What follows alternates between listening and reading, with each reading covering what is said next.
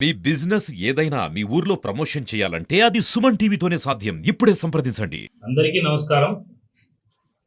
ప్రొద్దుటూరు నియోజకవర్గంలో ప్రజల చేతిలో శాశ్వత రాజకీయ సమాధి కట్టబడినటువంటి రాచమల్లు శివప్రసాద్ రెడ్డి గారు తన ఉనికిని కాపాడుకునేదానికో, ఎత్తిపోయిన వైఎస్ఆర్ కాంగ్రెస్ పార్టీలో నేనంటూ ఒకరిని బతికే ఉండాలనే ఉనికి కోసమో, లేకపోతే జగన్మోహన్ రెడ్డి గారికి ఆయనకు ఉన్నటువంటి ఆర్థిక లావాదేవీల వల్లనో మరి ఎందువల్ల తెలియదు, కానీ ప్రొద్దుటూరులో చెల్లని రూపాయి విజయవాడలో చెల్లుతాదంట. ప్రొద్దుటూరులో చెల్లని ఇతనికి రాష్ట్ర అధికార ప్రతినిధి ఇచ్చినారని 2 రోజులకు 3 రోజులకు ఒక ప్రెస్ మీట్ పెట్టేది, రెచ్చగొట్టే విధానాలు, ఫ్యాక్షన్ ప్రేరేపితంగా అయ్యేదానికోసం మాట్లాడే మాటలు, అహింస, తర్వాత ప్రజల్ని తప్పుదోవ పట్టించే మాటలు మాట్లాడుతున్నాడు. రాచమల్లు ప్రసాద్ రెడ్డి గారిని ఒకటి అడుగుతున్నా, నువ్వు 2019 నుంచి 2024 వరకు మీ జగన్మోహన్ రెడ్డి గారే ముఖ్యమంత్రి, 10 మంది ఎమ్మెల్యేలు మీరే ఉన్నారు. తెలుగుదేశం పార్టీ జెండాల్ని ఏదో మేము రాజశేఖర రెడ్డి గారి విగ్రహాల దగ్గర కట్టినామని మాట్లాడతా, తెలుగుదేశం పార్టీ నాయకులు ఇండ్ల మీద, కార్యకర్తల ఇండ్ల మీద జెండా కట్టా అంటాడు. మా ఇండ్ల మీదికి రౌడీల్ని, మీ వైఎస్ఆర్ కాంగ్రెస్ పార్టీ కౌన్సిలర్లను పంపించింటేనే మేము ధైర్యంగా ఎదుర్కొన్నాం. నీకు సవాల్ చేస్తాడా? ఇదే మాదిరిగా నువ్వు మళ్ళా మాట్లాడితే నువ్వన్నా పోలీసును రౌడీ షీటర్లను పంపించి చేసినావు. నేను ఒక్కడనే తెలుగుదేశం పార్టీ జెండాను నా సంఖలో పెట్టుకొని గాంధీ విగ్రహం, మున్సిపల్ ఆఫీసులో ఉన్నటువంటి గాంధీ విగ్రహం కానుంచి ఒక్కనే నడుచుకుంటా రాత్రుల్లో దొంగగానో కాదు, నీకు టైం చెప్పి పలానా టైంకి వస్తా అని చెప్పి వచ్చి మీ ఇంటి గేటుకు తెలుగుదేశం పార్టీ జెండా కట్టి వస్తా. ఖబర్దార్ రాజు. ఒక క్వశ్చన్ అడిగితే ఆన్సర్ చెప్తావా? యువదళం పాదయాత్ర జరిగేటప్పుడు రామారావు గారి విగ్రహము గవర్నమెంట్ హాస్పిటల్ ఆ టర్నింగ్ లో, ఆ గవర్నమెంట్ సర్కిల్ దగ్గర ఉండే రామారావు గారి విగ్రహం పైన నువ్వు ఎమ్మెల్యే కొన్ని 5 సంవత్సరాలు, అధికార పార్టీ ఎమ్మెల్యే 5 సంవత్సరాలు రామారావు గారి విగ్రహం దగ్గర ఎదురుగా పైన నీ ఫ్లెక్సీలు కట్టలేను. సిపిఐ వాళ్ళు కట్టరా, సిపిఎం వాళ్ళు కట్టరా, ఇతర రాజకీయ పార్టీ వాళ్ళు కట్టరా? అంటే కేవలం ఇప్పుడు నీ ఉనికి కోసం నువ్వు మాట్లాడతావా? రాచమల్లు ప్రసాద్ రెడ్డి గారికి చెప్తానా, ఒక్కడనే వచ్చి మీ ఇంటికి కడతా. రెండవది, ఈశ్వరుడు నాకు దయదలిస్తే ప్రజలు ఓట్లేస్తే అన్నావు. శివపార్వతుల సాక్షిగా అని చెప్పి నువ్వు అబద్ధాలు చెప్పినావు కాబట్టి శివుడు నీకు పలకడు.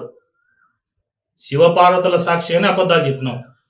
రాచమల్లు గారిని ఒకటి అడగాలనుకుంటాను.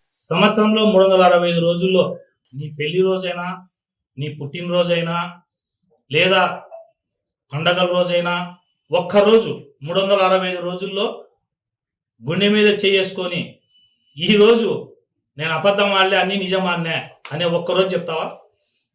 365 రోజుల్లో ఒక్కరోజు చెప్పు. రాచమల్లు శివప్రసాద్ రెడ్డి అనే లాంటి వ్యక్తి ఎలాంటి అంటే, ప్రజలు అతనికి పశుపతిని సినిమాలో ఎట్లా సమాధి కట్టినారో రాజకీయంగా రాచమల్లు ప్రసాద్ రెడ్డి గారిని అట్లా సమాధి కట్టినారు.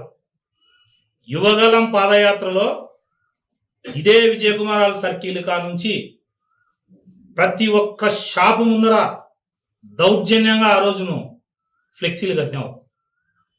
మరి నీ మాదిరి ఎక్కడ మేము దౌర్జన్యంగా కట్టలే. స్వచ్ఛందంగా ఎక్కడ ఖాళీ ప్రదేశాలు ఉంటే, ఎక్కడ కూడల్లో, సర్కిళ్లలో అది ఆనవాయితీ. ఒక్క తెలుగుదేశం పార్టీ ఒక్కటేం కట్టలే, అన్ని రాజకీయ పార్టీలు కడతారు. దానికి మాట్లాడతావు. ఇంకొక పాయింట్ మాట్లాడినాడు మొన్న, తెలుగుదేశం పార్టీ వాళ్ళంట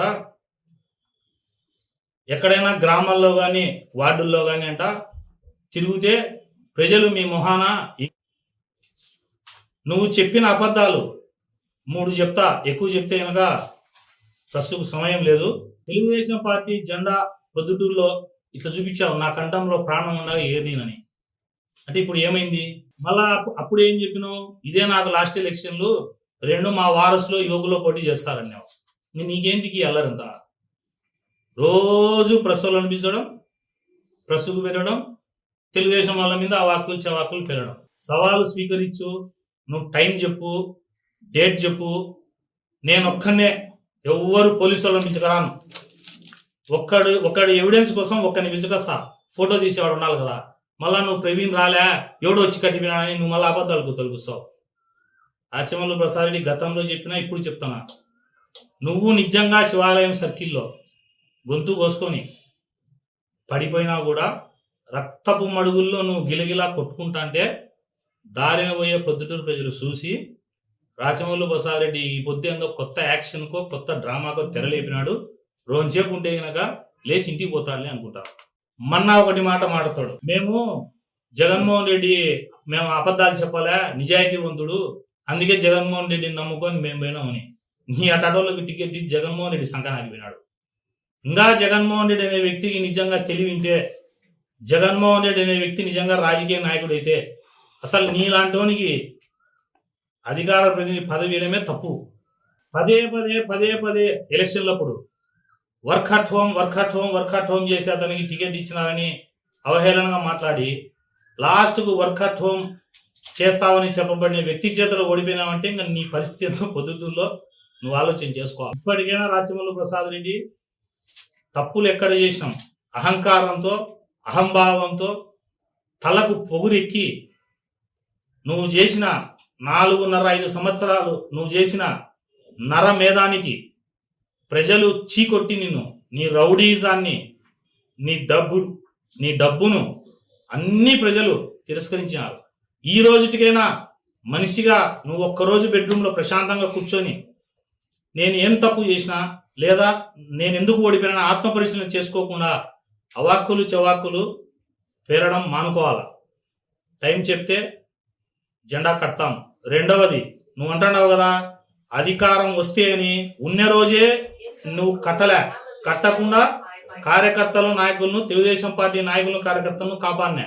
మళ్ళా కూడా చెప్తున్నా, నాకు ఏ పదవి ఉన్నా పదవి లేకపోయినా రాజకీయాల కోసం కాదు, నమ్మిన పార్టీ కోసం, తెలుగుదేశం పార్టీ కార్యకర్తల నాయకుల కోసం నేను వస్తా అడ్డం. నువ్వు ప్రభుత్వము రాదు నీది.